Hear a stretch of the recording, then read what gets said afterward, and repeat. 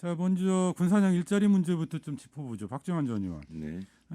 지금 전기차 위탁 생산을 맡기로 했던 중국 바이튼사가 경영난을 겪고 있다. 이런 소식이 전해져 왔어요.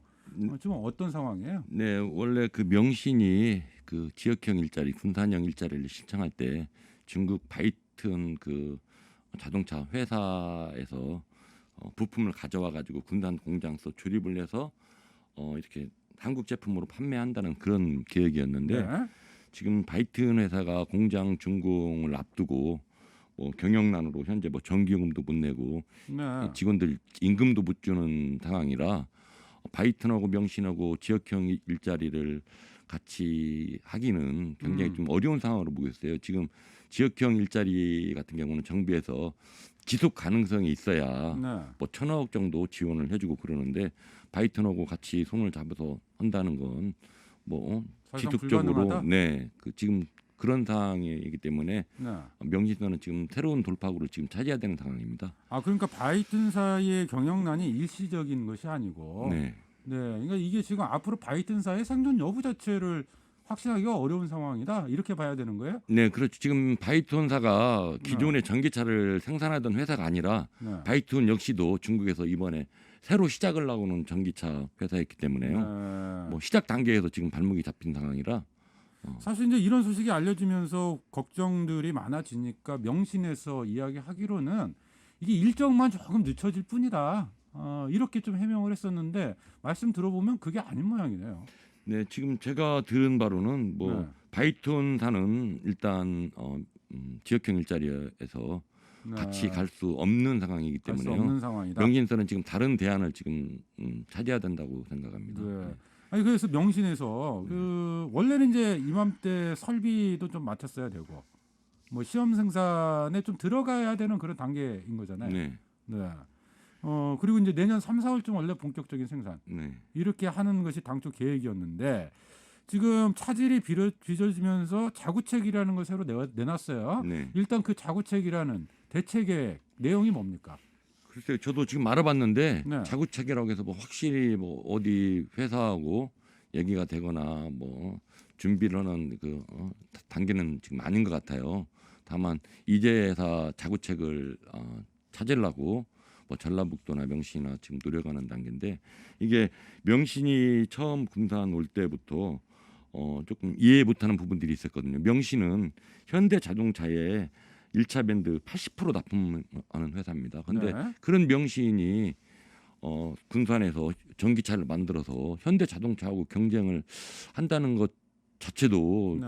조금 이해가 안 갔거든요. 더군다나 명신 측에서 그 땅값을 납부할 때도 금융권 대출을 600억이라는 그 자금을 출처를 밝혔어요. 근데 나머지 네. 800억에 대한 자금 출처는 기자들이나 이런 데서 네. 지자체에서 물어봐도 어디서 나왔나 지금 출처를 밝히지 않고 있는 상태거든요. 네. 그래서 한간에는 800억은 현대자동차에서 내지 않았겠냐?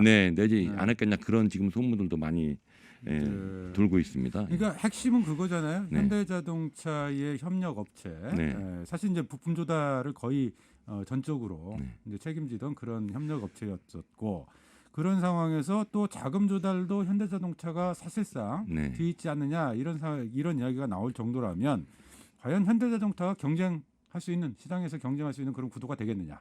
저는 이런 좀 생각을 좀 해보거든요.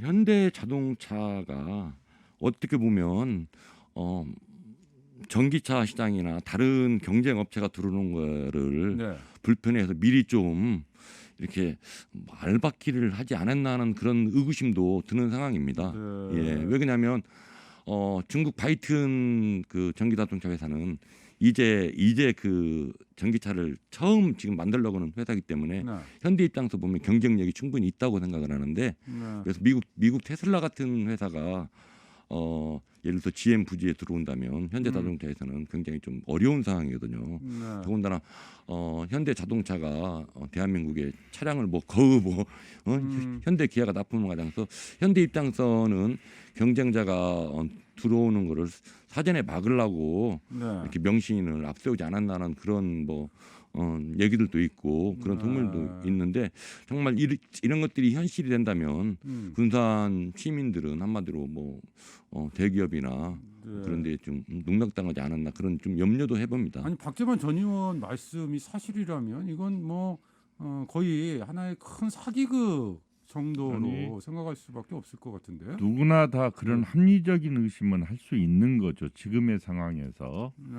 왜냐하면은 지금 명신에서는 제가 그걸 확인을 못했는데 바이트는 어떻게 이 얘기를 했냐면 OEM 방식을 채택하겠다라고 네. 했는데 명신에서는 한국에다 자동차를 판매하겠다고 했다고 한다면 분명히 자기네들의 소위 목줄을 쥐고 있는 현대자동차의 전기차와 여기에서 중국 제품이 국내에서 경쟁을 해야 된다는 말인데 네. 그 얘기는 얘기 자체가 아예 성립 안 된다라고 생각을 해요. 왜냐하면은 네. 명신이라는 곳이 우리 박 의원님 말씀대로 80% 정도가 현대의 수주를 받고 있는 회사라고 한다면 더더욱 이해가 안 가는 소리였었고요. 네. 또 뒷받 지금 박 의원님 얘기를 들으니까 뒷받침 되는 얘기가 테슬라가 전라북도를 다녀갔죠. 네, 네. 다녀갔었습니다. 당시에. 7월달에. 제 지난 7월달에 다녀갔어요. 다녀갔는데 왜 다녀갔는지 테슬라에서 전라북도 도청을 방문했는지 제가 언론에서 잠깐 오늘 찾아봤더니 네. 그걸 못 찾았는데 그렇죠. 도청 방문했습니다. 방문했습니까? 도청을 찾아갔다는데 도청을 찾아갔다는 얘기는 빅뉴스거든요. 네. 네.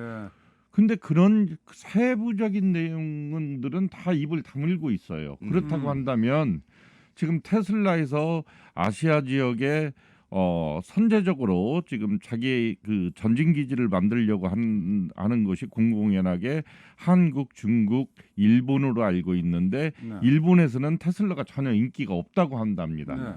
그리고 중국은 이미 자국의 전기 자동차가 왕성하게 활동을 하고 있기 때문에 중국으로 들어가기는 더 어렵고 또 상해에 테슬라가 큰 공장 규모를 갖추고 있어요. 네. 그렇기 때문에 들어올 것은 한국이다라고 생각을 하는데 한국 중에서도 사실 들어올 만한 것이 저는 두 군데로 잡아요.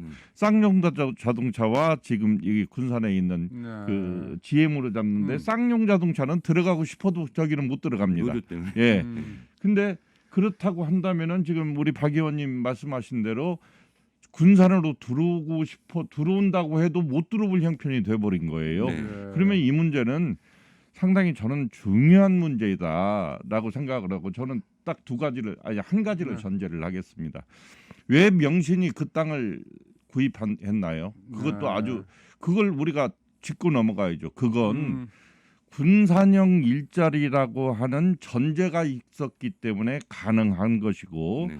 그 전제 사업의 기본적인 사업 계획서는 중국의 바이튼사를 OEM이든 어쩌든 간에 여기에서 조립을 해서 생산을 하겠다라고 해서 우리 언론도 대대적으로 군산에 전기차가 들어와서 군산형 일자리가 이제 다 갖춰진 것이라 네. 가림이 없다라고 홍보를 했어요. 그리고 명신에서는 그 땅을 구입을 아까 네. 그 말씀하신 네. 대로 1,400원인가요? 예. 구입을 한 걸로 알고 있는데 지금 이게 네. 저 잠깐만요. 바이튼사가 못 한다고 한다면 사업의 전제가 백지화가 된 거예요. 이게 지금 그게 그 중요한 부분, 거예요. 그 부분은 그게. 어떻게 보세요? 그러니까 지금 명신에서 네. 자구책이라고 하는 것을 내놓은 게 이게 국내외 전기차 업체 7개에서 8개 정도 네. 그와 접촉하고 있다. 이탁 네. 생산을 협의해서 한두 개 정도는 구체적으로 좀 네. 논의가 진척되고 있다. 그래서 당초 계획에 비해서는 한 3, 4개월 정도 늦어지겠지만 생산이 내년 그러니까 그 7, 8월경 이 정도 되면 생산이 본격적으로 진행될 것이다.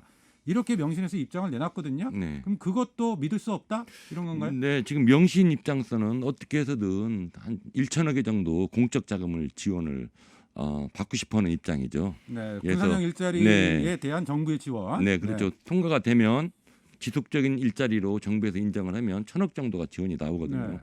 그런데 사실 지금 명신에서도 명신에서 전기차를 생산해 본 적이 없어요. 네. 다만 그동안에 현대자동차에 부품 납품하는 정도였고 그런데 과연 국내 업체 중에서 과연 그 지역형 일자리에 맞을 만한 그런 조건을 가진 그런 규모나 네. 그런 회사가 저는 현실적으로 어렵다고 생각을 하고요. 다만 좀 안타까운 부분이 음. 테슬라는 OEM을 절대 안 준다고 하더라고요. 예를 들어서 네. 어떻게 테슬라하고 명신하고 잘 연결이 돼서 테슬라에서 일이라도 좀 받아서 명신 가면 좋겠는데 그건 테슬라는 아니다. 불행하게 OEM을 안 주고 중국 상해에 있는 공장도 뭐 직접 다 이렇게 운영을 한다고 하는데 또 테슬라는 네. 지방자치단체나 개인적인 회사들과 손을 잡지 않습니다. 네네 정부와 손을 잡는 네, 곳이라 네. 그 테슬라 자체를 여기 명신하고 붙이는 것은 넌센스다라고 생각을 하고요.